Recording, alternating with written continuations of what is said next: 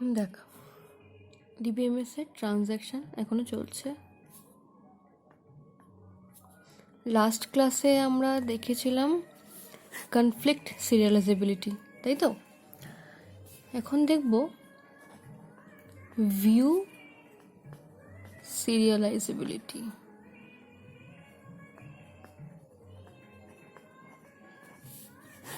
View serialisability দেখ কীরকম ব্যাপারটা, আগে একটু ব্যাপারটা করে দেয়, এঁকে দেখায়।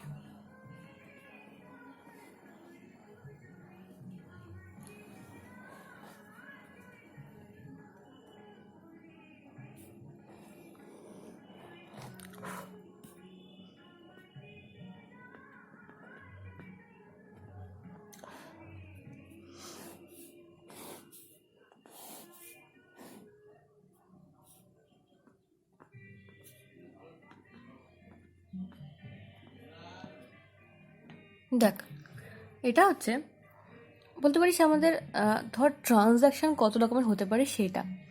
বেসিক্যালি আমাদের যত রকম ট্রানজ্যাকশানস আছে, মানে ধরি যদি হোল ওয়ার্ল্ড, তার মধ্যে সব কিছুকেই যদি আমি ইনকনসিস্টেন্ট ধরি, তার মধ্যে এতগুলো ট্রানজ্যাকশানসকে হয়তো এখনও অবধি কনসিস্টেন্ট ট্রানজ্যাকশান বানানো গেছে। ঠিক আছে, তোমরা এটা যদি হোল ওয়ার্ল্ড ধরিস আর এর ভিতরে পুরো হোল ওয়ার্ল্ডের ট্রানজ্যাকশানসগুলো ধরিস, তাহলে তার মধ্যে এতগুলো এখনও ইনকনসিস্টেন্ট আছে। বা আর উল্টোভাবে যদি বলি, তার মধ্যে এতগুলোকে আমরা কনসিস্টেন্ট বানাতে পেরেছি।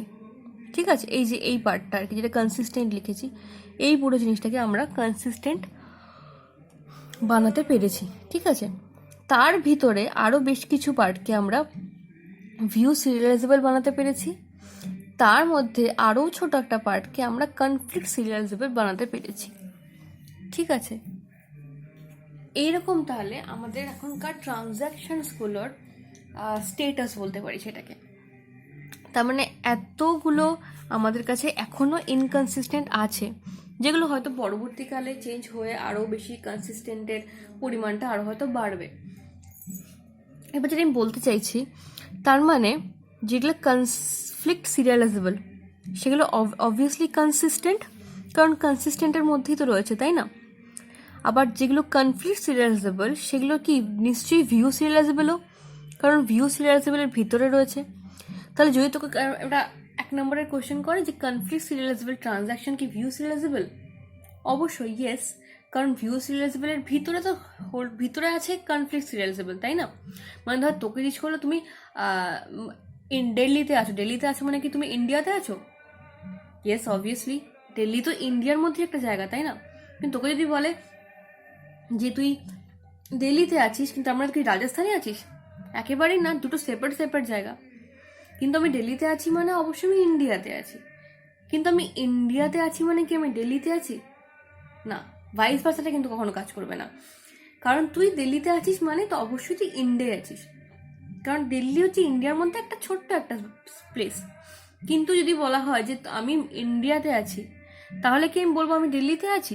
নিশ্চয়ই নয়, সেটা তো নিশ্চয়ই সম্ভব না, তাই না? কারণ ইন্ডিয়া একটা অনেক বড় জায়গা, তার মানে দিল্লি অনেকটা ছোট একটা জায়গা। তো দিল্লির মধ্যে আছি মানে অবশ্যই ইন্ডিয়ায় আছি, বাট ইন্ডিয়ায় আছি মানে দিল্লিতে আছি সেটা কিন্তু নয়, কারণ ইন্ডিয়াতে আরও অনেক জায়গা আছে যেখানে আমি থাকতে পারি। তো এই ক্ষেত্রে ব্যাপারটা সেম, যে যদি আমাকে জিজ্ঞেস করে যে আমি আমার কোনো ট্রানজ্যাকশান যদি ভিউ সিরিয়ালাইজেবল হয়, তাহলে কি সেটা কনফ্লিক্ট সিরিয়ালাইজেবল? ইয়েস ও নো দুটোই হতে পারে, বাট সেটা আমাকে প্রমাণ করে দেখতে হবে।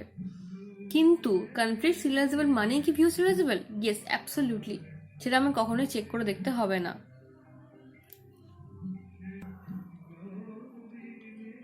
তাহলে মানে ভিউ সিরিয়ালাইজেবল হলেই কনফ্লিক্ট সিরিয়ালাইজেবল হবে তা কিন্তু নয়, আবার হতেও পারে কোনো কোনো সময়, সেটা আমরা চেক করে দেখতে পারি। যাই হোক, তার মানে এই জিনিসটা বোঝা গেল, যদি বলতো কনফ্লিক্ট সিরিয়ালাইজেবল ট্রানজ্যাকশান কি কনসিস্টেন্ট, অবশ্যই কনফ্লিক্ট সিরিয়ালাইজেবল হচ্ছে মানে কনসিস্টেন্ট তো অবশ্যই হচ্ছে, তাই না? কারণ কনসিস্টেন্ট হচ্ছে, কনসিস্টেন্টের ভিতরেই তোমার কনফ্লিক্ট সিরিয়ালাইজেবল। সেম জিনিস ভিউ সিরিয়ালাইজেবলিটির ক্ষেত্রেও, যে ভিউ সিরিয়ালাইজেবল হচ্ছে মানে কি সেটা কনসিস্টেন্ট? হ্যাঁ, অবশ্যই সেটা কনসিস্টেন্ট।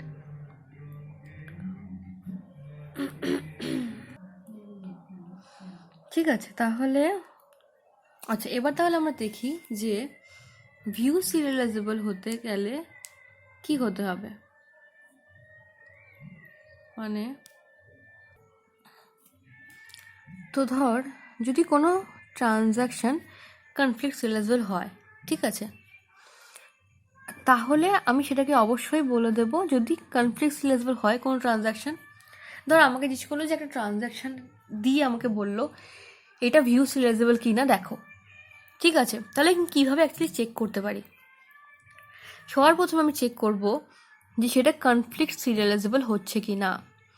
যদি ইয়েস হয় তাহলে বলবো ইয়েস এটা ভিউ সিরিয়ালাইজেবল, কারণ আমরা জানি কনফ্লিক্ট সিরিয়ালাইজেবল হচ্ছে মানে ভিউ সিরিয়ালাইজেবল তো হবেই, কারণ ভিউ সিরিয়ালাইজেবল কোনো ট্রানজ্যাকশান, কারণ যদি কনফ্লিক্ট সিরিয়ালাইজেবল হয় তো সেটা তো অবভিয়াসলি ভিউ সিরিয়ালাইজেবলের মধ্যেই আছে, তাই না? তাহলে যদি কনফ্লিক্ট সিরিয়ালাইজেবল হয় ট্রানজ্যাকশান কোনো, তাহলে সেটাকে অবশ্যই আমি বলবো হ্যাঁ সেটা ভিউ সিরিয়ালাইজেবল। কিন্তু যদি নো হয় যে কনফ্লিক্ট সিরিয়ালাইজেবল হলো না কোনো ট্রানজ্যাকশান, তাহলে ফার্দার কি চেক করব আমি? তাহলে আমি দেখব যে সেই ট্রানজ্যাকশানে ব্লাইন্ড রাইট, এটাকে বলা হচ্ছে ব্লাইন্ড রাইট, ব্লাইন্ড রাইট আছে কি না। ব্লাইন্ড রাইট মানে যে ধর কোনো একটা ট্রানজ্যাকশান শুরু হচ্ছে, শুরুতেই রাইট মানে কোনো রিড নেই, উইদাউট এনি রিড রাইট করে দিচ্ছে, মানে মানে বলতে পারি চোখ বন্ধ করে রাইট করে দিচ্ছে। কারণ আমার যদি রিড করতে হয় তোমাকে দেখতে হবে, আমি দেখছি না, আমি না দেখে জাস্ট রাইট করে দিচ্ছি, তো সেটাকে বলা হয় ব্লাইন্ড রাইট। তো যদি কোনো ট্রানজ্যাকশানে ব্লাইন্ড রাইট থাকে তাহলে কি হবে? যদি কোনো ট্রানজ্যাকশানে ব্লাইন্ড রাইট থাকে তবে আমাকে ফার্দার আবার চেকিং করতে হবে, ঠিক আছে। আর যদি ব্লাইন্ড রাইট না থাকে, যদি ব্লাইন্ড রাইট না থাকে তাহলে আমি বলতে পারি এটা আর যাই হোক ভিউ সিরিয়ালাইজেবল নয়। কি বলছি? আমাকে ধর একটা কোশ্চেন দিয়ে একটা ট্রানজ্যাকশান দিয়ে বলবে যে এটা ভিউ সিরিয়ালাইজেবল কিনা চেক করো, তাই না? তো আমার হয় আনসার ইয়েস আসবে বা নো আসবে। আমি হয় ইয়েসটা আনার কথা ভাবতে পারি অথবা নোটা আনার কথা ভাবতে পারি, তাই না? তো দুটোই আমার ক্ষেত্রে আনসার। তো প্রথমে আমি কি চেক করলাম? আমি চেক করলাম ওই ট্রানজ্যাকশানটা কনফ্লিক্ট সিরিয়ালাইজেবল হচ্ছে কিনা। যদি হয়ে যায় তাহলে বলবো হ্যাঁ এটা ভিউ সিরিয়ালাইজেবল অবশ্যই এই ট্রানজ্যাকশানটা। যদি না হয় তাহলে আমি আবার চেক করেছি। কি চেক করব? আমি চেক করব ব্লাইন্ড রাইট আছে কিনা। যদি ব্লাইন্ড রাইট থাকে তাহলে আমাকে আরও চেকিং করতে হবে, সেটা আমি শেখাচ্ছি কী চেক করতে হবে। বাট যদি ব্লাইন্ড রাইট না থাকে তাহলে আমি খুব সহজেই বলে দিতে পারবো যে এটা ভিউ সিরিয়ালাইজেবল নয়। তাহলে কিন্তু আমি আমার আনসার পেয়ে যাচ্ছি খুব ইজিলি যে এটা ভিউ সিরিয়ালাইজেবল অ্যাটলিস্ট হচ্ছে না, যেহেতু ব্লাইন্ড রাইট নেই। তো ব্লাইন্ড রাইট যেহেতু নেই তাই জন্য ভিউ সিরিয়ালাইজেবল হচ্ছে না। অন্য কি হচ্ছে আমি জানি না, বাট ভিউ সিরিয়ালাইজেবল হচ্ছে না, ঠিক আছে। তো ধর একটা এক্সাম্পল নিয়ে আমরা করি, তাহলে একটা ট্রানজ্যাকশান ভিউ সিরিয়ালাইজেবল কিনা চেক করি। ট্রানজ্যাকশান মানে একটা শিডিউল বেসিক্যালি, তাই না? তোর এস বলে একটা শিডিউল আছে, T1 T2 T3,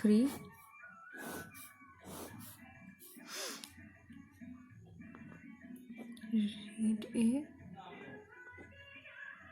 write A,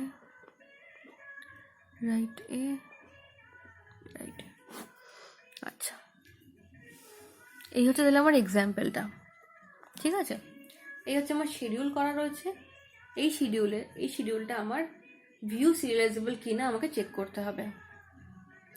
তো সবার প্রথমে যেটা আমরা করি সেটা হচ্ছে কনফ্লিক্ট সিরিয়ালাইজেবল কিনা আমি চেক করব, তাই তো। দেখ ফার্স্ট আমি কি বলেছি, আমি কনফ্লিক্ট সিরিয়ালাইজেবল কিনা চেক করব, ইয়েস হচ্ছে কি নো হচ্ছে। কনফ্লিক্ট সিরিয়ালাইজেবল কীভাবে চেক করা আমরা আগের লাস্ট ক্লাসে শিখেছি, আবার করি। দেখ T1 ফার্স্টে একটা রিড এ আছে, সেই এ কে তারপরে কে কে রাইট করছে সেটা আমাকে চেক করতে হবে।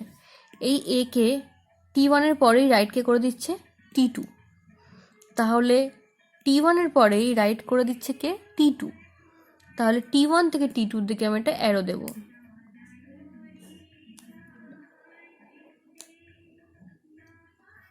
ঠিক আছে। T1 থেকে T2 দিকে একটা অ্যারো দিয়ে দিলাম। নেক্সট কে রাইট এ কে করছে T2, T2-র পরে কে রাইট করছে, T2-র পরে T1ও রাইট করছে, T3ও রাইট করছে। তাহলে T2 থেকে T1 T3 দুদিকেই আমি একটা করে অ্যারো দেবো। T2 থেকে T1-এ একটা অ্যারো দেবো, আর T2 থেকে T3-তে একটা অ্যারো দেবো, তাই তো? তাহলে দেখ, ফার্দার চেকিংয়ের আর দরকার নেই আমার, কারণ অলরেডি আমার একটা লুপ ক্রিয়েট হয়ে গেছে। তো যদি সার্কেল ক্রিয়েট হয় তাহলে সেটা কনফ্লিক্ট সিরিয়ালাইজেবল হয় না, তাই তো? যদি লুপ ক্রিয়েট হয় আমরা জানি কনফ্লিক্ট সিরিয়ালাইজেবল হয় না। তাহলে কনফ্লিক্ট সিরিয়ালাইজেবল ইয়েস হলো না, কনফ্লিক্ট সিরিয়ালাইজেবল কী পেলাম? নো। এবার আমি কি চেক করব? ব্লাইন্ড রাইট আছে কি নেই। দেখ ভালো করে, ব্লাইন্ড রাইট বলতে আমি কী বলেছি, যে ধর একটা transaction without any read operation সোজা রাইট অপারেশন করছে। দেখ, T1 আগে রিড করছে, T2 কিন্তু কোনো রিড করছে না, জাস্ট রাইট করে দিচ্ছে। ইনফ্যাক্ট T3ও কিন্তু without any read just right করছে। তার মানে ব্লাইন্ড রাইট এখানেও আছে, T3-তেও আছে। তার মানে আমার পুরো শিডিউলটাতে কিন্তু ব্লাইন্ড রাইট আছে। তা যদি ব্লাইন্ড রাইট না থাকতো আমি বলে দিতাম এটা ভিউ সিরিয়ালাইজেবল নয়, বাট আমার ব্লাইন্ড রাইট আছে। তাহলে এবার আমি কি করব? দেখ, এবার আমি যেটা করব সেটা হচ্ছে, এটা হচ্ছে আমার শিডিউলে কটা ট্রানজ্যাকশান আছে? 3টে ট্রানজ্যাকশান, তাই তো? এই 3টে ট্রানজ্যাকশানকে আমি সিরিয়াল শিডিউলে চেঞ্জ করব। মানে 3টে ট্রানজ্যাকশানের অর্ডার ডিফারেন্ট করে আমি সিরিয়াল শিডিউল বানাবো, তারপর সেই সিরিয়াল শিডিউলটা কনফ্লিক্ট সিরিয়ালাইজেবল হচ্ছে কি না চেক করব। যদি হয়ে যায় তাহলে বলবো সেটা ভিউ সিরিয়ালাইজেবল হচ্ছে। প্রসেসটা কি বললাম আবার বলি। আমি কি করব, প্রথমে এই যে শিডিউলটা আছে আমার, সেই শিডিউলে কটা ট্রানজ্যাকশান আছে? 3টে ট্রানজ্যাকশান। এই 3টে ট্রানজ্যাকশানকে দিয়ে আমি সিরিয়াল শিডিউল বানাবো। কীভাবে সিরিয়াল শিডিউল বানাই? আমি 1 by 1 বানাই, তাই না? সিরিয়াল মানে কি? একটার পর একটা চলবে, T1 T2 T3 বা T2 T3 T1, এইরকম একটা যে কোনো একটা সিরিয়াল অর্ডারে চলবে। তো 3খানা ট্রানজ্যাকশানে 6 রকম অর্ডার হতে পারে, তাই না? 3টে ট্রানজ্যাকশানের ক্ষেত্রে অর্ডার কতগুলো হতে পারে? 6 রকমভাবে বুঝতে পারে। তাহলে আমাদের কি করতে হবে? প্রত্যেকটা অর্ডারকে আলাদা আলাদা করে, প্রত্যেকটা অর্ডারের জন্য আমাকে সিরিয়াল শিডিউল বানাতে হবে। সিরিয়াল শিডিউল বানিয়ে চেক করতে হবে যে কোন শিডিউলের জন্য কনফ্লিক্ট সিরিয়ালাইজেবল হচ্ছে। হ্যাঁ জানি ব্যাপারটা বড্ড বোরিং, কারণ এখানে ধর যদি 6টা কম্বিনেশন হয়, তাই না? 3টে ট্রানজ্যাকশান তোমার 6টা কম্বিনেশন হবে। তো 6টা কম্বিনেশন হওয়া মানে 6বার সিরিয়াল শিডিউল বানাও, 6বার সিরিয়াল শিডিউল বানিয়ে তারপর প্রত্যেকটাকে চেক করো যে কনফ্লিক্ট সিরিয়ালাইজেবল হলো কি হলো না। আর তো যদি লাস্ট নাম্বার অবধি সেই কনফ্লিক্ট সিরিয়ালাইজেবল না পাস, তাহলে সেটা খুব একটা হেক্টিক টাস্ক হয়ে যায়। বাট সেটা খুব কপাল খারাপ হলে তবেই হয়, জেনারেলি পেয়ে যাওয়াই যায় 2-3টে করার পর। কিন্তু যদি খুব কপাল খারাপ হয় তবেই হয়তো তোর লাস্ট কম্বিনেশনে গিয়ে হয়তো মিলবে। তো যাই হোক, কনফ্লিক্ট সিরিয়ালাইজেবল মানে যদি যে পাথটা হচ্ছিল অ্যাকচুয়ালি সলিউশনের, সেই পাথ অনুযায়ী যদি না হয় তাহলে অনেক খাটনি বেড়ে যায়। এই যেমন ধর এখন আমাদের, তো আমার শিডিউলটা কি? আমার শিডিউলটা হচ্ছে T1 T2 T3 read a রাইটে রাইটে রাইটে, ঠিক আছে? এই হচ্ছে আমার শিডিউলটা। তাহলে সলিউশন 1 অর্ডারগুলো বানাই। একটা হচ্ছে 1 2 3 এই অর্ডারে চলতে পারে, আগে T1 চলো, তারপর T2, তারপর T3। S2 কী হতে পারে? 1 3 2, আগে T1, তারপর T3, তারপর T2। সলিউশন 3 কী হতে পারে? 2 1 3, আগে T2, তারপর T1, তারপর T3। সলিউশন 4 হতে পারে 2 3 1। সলিউশন 5 কী হতে পারে? 3 1 S2, তাই তো? আগে T3 চললো, তারপর T1 চললো, তারপর T2 চললো। আর S6 কি হতে পারে? 3, 2, 1। তাহলে এই 3টে ট্রানজাকশনের জন্য আমার কম্বিনেশন এই 6টা হতে পারে, এছাড়া আর কোনো কম্বিনেশন হতে পারে না এদেরকে রিঅ্যারেঞ্জ করার জন্য, মানে রিঅর্ডার করার জন্য, তাই তো? এই 6টাই হতে পারে, এর বেশি হবে না। তাহলে ফার্স্টটাকে নিয়ে শুরু করি। প্রথম সলিউশনে কী ছিল? 1, then 2, then 3। তাহলে সবার আগে 1, 2, 3 এর জন্য আমি শিডিউলটা বানাই।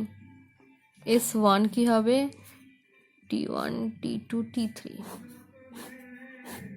তাহলে প্রথমে T1 চলছে, তারপর T2 চলছে, তারপর T3 চলছে।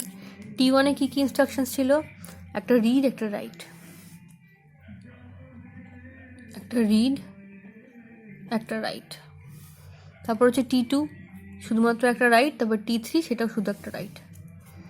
তাহলে T1 চললো আগে, তারপর চলছে T2, তারপর চলছে T3। এই হলো আমার তাহলে সিরিয়াল শিডিউলে সাজানো। সিরিয়াল শিডিউল সাজানো হলো ফার্স্ট সলিউশনটা এটা। এবার আমি চেক করব এই শিডিউলটা আমার কনফ্লিক্ট সিরিয়ালাইজেবল হচ্ছে কি না। যদি হয়ে যায় তাহলে তো খুব ভালো, একবারই আমার প্রবলেম সলভ, আমার পরের সলিউশনগুলো চেক করতে হচ্ছে না। যদি না হয় তাহলে টিল S6 আমাকে সব কটা বসিয়ে বসিয়ে চেক করতে হবে।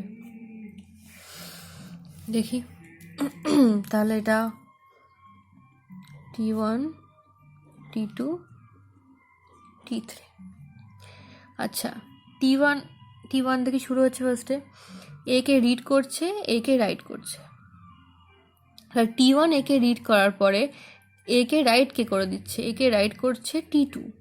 তাহলে T1 থেকে T2-র দিকে একটা অ্যারো দেবো। T1 থেকে T2-র দিকে একটা অ্যারো দিলাম। আবার T1 রিড করার পরে রাইট আবার T3ও করছে, তাহলে T1 থেকে T3-র দিকেও একটা অ্যারো যাবে, তাই তো? আচ্ছা, তারপর T1-এর রিড রাইট করার পরে রাইট করছে T1 থেকে T2 হয়ে গেছে। এবার দেখ T2 যখন রাইট করছে, T2 রাইট করার পর রাইট কে করছে? T3। তাহলে T2 থেকে T3-তেও একটা অ্যারো যাবে, T2 থেকে T3-তে একটা অ্যারো গেল। দেখ আমরা খুব লাকি, ফার্স্টেরটাতেই কোনো সার্কেল পাসনি, এখানে কোনো সার্কেল নেই। দেখ, তো যদি সার্কেল ফর্ম না করে তার মানে কনফ্লিক্ট সিরিয়ালাইজেবল হচ্ছে, রাইট? তাহলে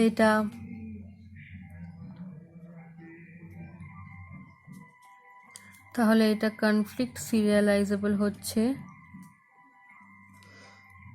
দ্যাট মিনস এটা ভিউ সিরিয়ালাইজেবলও হচ্ছে।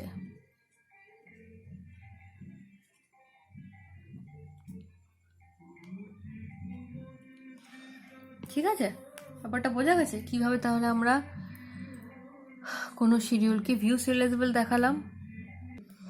ঠিক আছে, তাহলে এটা হলো আমার ভিউ সিরিয়ালাইজেবল। আচ্ছা, আরেকটা জিনিস আজকে দেখব, সেটা হচ্ছে রিকভারেবল শিডিউল। রিকভারেবল শিডিউল বলতে বোঝাচ্ছে যে ধর কোনো শিডিউল সেটা রিকভারেবল কি না, মানে ব্যাপারটা কি, একটা এক্সাম্পল নিয়ে বোঝাচ্ছি।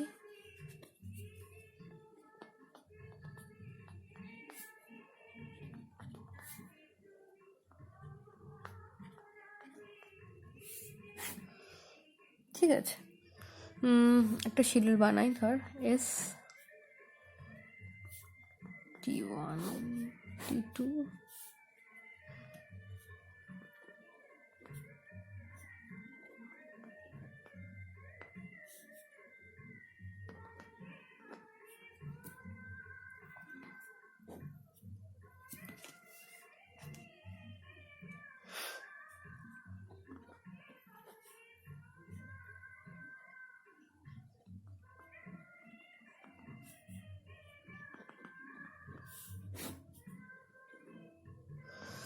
এই ধর আমার কাছে একটা শিডিউল আছে।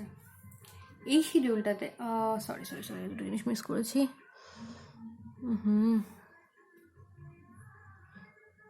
টেনে দিলাম।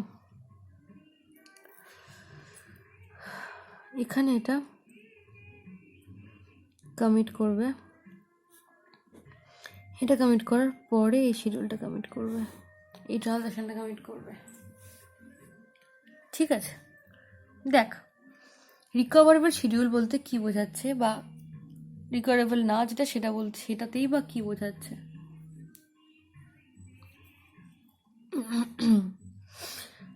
দেখ এখানে কি হচ্ছে, ধর যদি ভাবি যে এ যে ভ্যালুটা, এই ভ্যালুটাকে প্রথমে রিড করছে T1, তাই তো? তাই ধরলাম এর ভ্যালু ফার্স্টে ছিল 10, তো রিড করলো 10 এর ভ্যালু, তাই তো? তারপরে a = a+10 করলো, মানে এর ভ্যালু হয়ে গেল 20। আচ্ছা এই জিনিসটা কোথায় হচ্ছে? এই জিনিসটা হচ্ছে কিন্তু বাফার, তাই তো? কারণ আমরা জানি প্রথমে যা যা ট্রানজ্যাকশনে যা কাজ হয় সবটা বাফারে হয়, বাফারে হওয়ার পরে যখন কমিটেড হয় তখন গিয়ে ডেটাবেসে সেভ হয়। তাহলে যদি ডেটাবেসের ভ্যালু বলি, ডেটাবেসের ভ্যালু কত? এর ভ্যালু হচ্ছে 10, তাই তো? আর হচ্ছে বাফারে, যেটাকে লোকাল বাফার বলছি, লোকাল বাফারে এই ভ্যালুগুলো চলছে। তো a+10 করলো মানে 20 হয়ে গেল, রাইট করে দিল। রাইট করলো কোথায়? লোকাল বাফারে। কমিট যখন করবে তখন সেটা ডেটাবেস সেভ হবে। আচ্ছা এর সাথে সাথে এইটুকু করতে করতেই T1 অ্যাক্সেস নিয়ে নিয়েছে। T1 রিড করলো একে কত রিড করলো? T1 রিড করলো 20, রাইট? এখন এর ভ্যালু 20 হয়ে গেছে। a-5 করলো, মানে a-5 করলে ভ্যালু কত হয়ে গেল? 15, তাই না? রাইট করে দিল 15কে, রাইট করে আবার কমিটও করে দিল, তার মানে ডেটাবেসের ভ্যালু চেঞ্জ করে দিল, কত হয়ে গেল? 15। ঠিক আছে, এবার এই সময় যদি আমার এই স্টেজটাতে ফেলিয়ার চলে আসে, দেখ আমরা ধরে নিই যে কনসিস্টেন্ট যে ট্রানজ্যাকশনসগুলো সেখানে কোনো ফেলিয়ার হবে না, এই ভেবেই কিন্তু আমি বলি যে এই ট্রানজ্যাকশনটা কনসিস্টেন্ট। আর রিকভারেবল শিডিউলের ক্ষেত্রে বলা হয় যে কনসিস্টেন্ট ট্রানজ্যাকশন আমি জানি, তা সত্ত্বেও কিন্তু কোনো ট্রানজ্যাকশানে ফেলিয়ার আসতে পারে, সেটা হার্ডওয়্যার ফেলিয়ার হোক, সফটওয়্যার ফেলিয়ার হোক। হয়তো ট্রানজ্যাকশনটা তুই ঠিক লিখেছিস, মানে কমপ্লিট শিডিউলটা হয়তো তুই ঠিকই লিখেছিস, কিন্তু যখন চলছে তখন কোনো একটা এরর চলে আসলো যার জন্য ফেল করে গেল। তো ফেল কিন্তু হতেই পারে, যেহেতু ফেল হতেই পারে তাই জন্য আমাকে গ্যারান্টি দিতে বলা হয় যে শিডিউলটাকে তুমি রিকভারেবল শিডিউল বানাও। তো ব্যাপারটা আগে আমি দেখি ইরিকভারেবল শিডিউলই বা কোনটা। এক্ষেত্রে দেখ যদি এখানে একটা ফেলিয়ার চলে আসে, ঠিক আছে, T2 কিন্তু কমিট করেছে, T1 কিন্তু এখনো কমিট করেনি।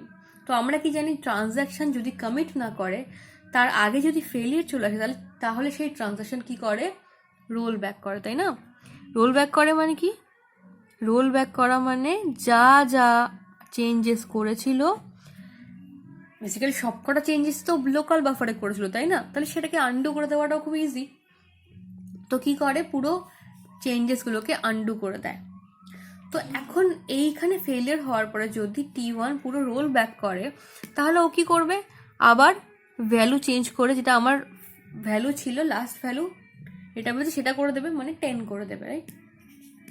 কিন্তু এদিকে T2 ট্রানজ্যাকশনটা কমিট করে দিয়েছে। দেখ T2-র কিন্তু ডিপেন্ডেন্সি ছিল কার উপর?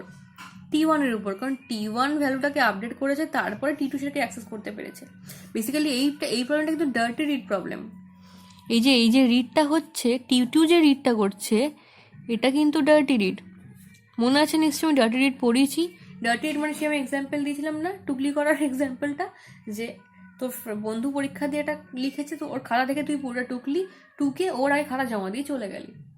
এবার ওর হঠাৎ করে মনে হলো যে ও কিছু আনসার ভুল লিখেছে, ও চেঞ্জ করতে চায়, তো তখনও আনসারগুলোকে চেঞ্জ করে দিতে পারলো, বাট তুই সেই আনসারগুলোকে আর চেঞ্জ করতে পারলি না, বিকজ তুই খাতা জমা দিয়ে চলে গেছিস। তো এই রিডটা হচ্ছে ডার্টি রিড। তোর উচিত ছিল কি, যে যতক্ষণ ও খাতা জমা না দিচ্ছে ততক্ষণ তুই দিবি না, কারণ যদি খাতা জমা ও না দিতিস তুই, তাহলে তুই ওটা চেঞ্জটা আবার করে দিতে পারতিস, রাইট? কিন্তু সেটা হবে না আর, কারণ ডার্টি রিডটা হয়ে গেছে। তো এক্ষেত্রেও হতে পারে যে আমার ডার্টি রিড প্রবলেমটা থেকে যেতে পারে। তো যদি ডার্টি রিড থাকে তার আমার ডিপেন্ডেন্সি থাকবে, কার উপর ডিপেন্ডেন্সি থাকবে? আমার আগের ট্রানজ্যাকশনের উপরে, কারণ আগের ট্রানজ্যাকশন যে ভ্যালুগুলো করেছে আপডেটেড ভ্যালু, তার উপর আরেক ট্রানজ্যাকশন কাজ করছে। তার মানে অবশ্যই ওর ডিপেন্ডেন্সি থেকে যাচ্ছে T1 এর উপর, কারণ T1 যদি রোল ব্যাক করেও তাহলে টি2 কিন্তু রোল ব্যাক করার কোনো জায়গা নেই, কারণ ও কমিট করে দিয়েছে। ঠিক ওই এক্সাম্পলটার মতো যে টি1 হয়তো খাতায় আনসারটা কেটে দিয়ে নতুন করে আনসার লিখতে পারে, কারণ ওর কাছে খাতাটা আছে এখনও, বাট টি2র ক্ষেত্রে কিন্তু খাতাটা নেই, কারণ খাতাটা জমা দিয়ে দিয়েছে। তোর কাছে রোল ব্যাক করার অপশানটাই নেই। যেহেতু রোল ব্যাক করতে পারবে না, তাহলে ও যেটা কমিট করেছে যেটাই ডেটাবেসে সেটাই থেকে যাবে। কিন্তু এদিকে টি1 রোল ব্যাক করার পর আমি পাচ্ছি 10, এদিকে টি2 ডেটাবেস সেভ করে দিয়েছে কত 15। তার মানে কী হয়ে গেল, একটা ইনকনসিস্টেন্সি। তাহলে এই রকম শিডিউলকে বলা হয় ইরিকভারেবল শিডিউল, যেটা কোনো রিকভারি হতে পারে না। তুই টি2 এ কোনোভাবেই তুই রোল ব্যাক করতে পারবি না। হ্যাঁ, হতে পারে এখানে একটা এই ভুলটা কম্পেনসেট করার জন্য তুই একটা নতুন ট্রানজাকশন লিখতে পারলি, সেটাকে চালিয়ে এই ভুলটাকে ঠিক করলি ডেটাবেসে, সেটা ঠিক আছে, সেটা তুই কনসিস্টেন্সি আবার ফিরিয়ে আনতে পারবি। বাট এই যে ট্রানজাকশনটা কি রিকভারেবল হলো না? এটা কিন্তু ইরিকভারেবল হিসেবেই থেকে গেল, কারণ এটাকে তুই কোনোভাবেই রোল ব্যাক করতে পারবি না। কিন্তু সেম জিনিসটাকে তুই রিকভারেবল কিন্তু খুব সহজে বানিয়ে দিতে পারতিস। কিভাবে? যদি এখানে এই কমিটটা না করা হতো, কোথায় কমিট করা হতো? টি2 কি করতো, টি1 কমিট করার পরে টি2 কমিট করতো। যদি টি2 এখানে কমিট করতো, তাহলে টি1 যখন তার রোল ব্যাক, টি1 আগে কাজ করতো, টি2 কাজ করতো, তারপরে যখন টি1 এর ফেল হতো, টি1ও রোল ব্যাক করতো, টি1 রোল ব্যাক করে যেত। টি1 এর রোল ব্যাক দেখে কিন্তু টি2ও রোল ব্যাক করতে পারতো, কারণ তখন টি2র কাছে অপশান আছে, কারণ টি2 তখনও কমিট করেনি। তো টি2র কি এই ট্রানজাকশনটাকে, সেম এই শিডিউলটাকে আমি খুব সহজেই রিকভারেবল শিডিউলে চেঞ্জ করতে পারি, জাস্ট এইটুকু চেঞ্জ করে। কমিটটা টি2 আগে না করে টি2 টি1 এর পরে কমিট করবে। ঠিক ওই এক্সাম্পলটা যে ধর টি1 একটা কোশ্চেন আনসার লিখেছিল, সেটা থেকে তুই 2 কেছিলিস, বাট তুই কি করবি, ওয়েট করবি ওর খাতা জমা দেওয়ার, কারণ যেহেতু খাতা জমা ও দেয়নি এখন, তো ও যে চেঞ্জেসগুলো আবার করছে, এই যে এখানে যে ও চেঞ্জ করে দিল, সেই চেঞ্জটা দেখে তুইও চেঞ্জটা করে নিতে পারবি, পারার পরে দুজনেই খাতা জমা দিতে পারবি। অবভিয়াসলি আগে ও খাতা জমা দিল, তারপর তুই খাতা জমা দিলি, তাহলে ব্যাপারটা একেবারে ঠিকঠাক হয়। এই যে রিকভারির যে একটা জায়গা থাকলো এখানে, যেটা আগে শিডিউলে হচ্ছিল না, যে তুই টি2কে কোনোভাবেই রিকভার করা যাচ্ছিল না, টি1 তো ফেল হয়ে গেছে, ও তো রোল ব্যাক করবেই, কিন্তু টি2কে কোনোভাবেই রিকভার করা যাচ্ছিল না। তার মানে এই টাইপের শিডিউল যেগুলো, সেখানে দেখ ডার্টি রিড কিন্তু রয়েছে, স্টিল এটা একটা কনসিস্টেন্ট শিডিউল হয়ে যাবে 30 রিড থাকা সত্ত্বেও, কারণ সেখানে আমি আমার লজিক ওয়াইজ বা লজিকগুলো এমনভাবে দিয়েছি যাতে আমার পুরো শিডিউলটা রিকভারেবল শিডিউল হয়ে যায়।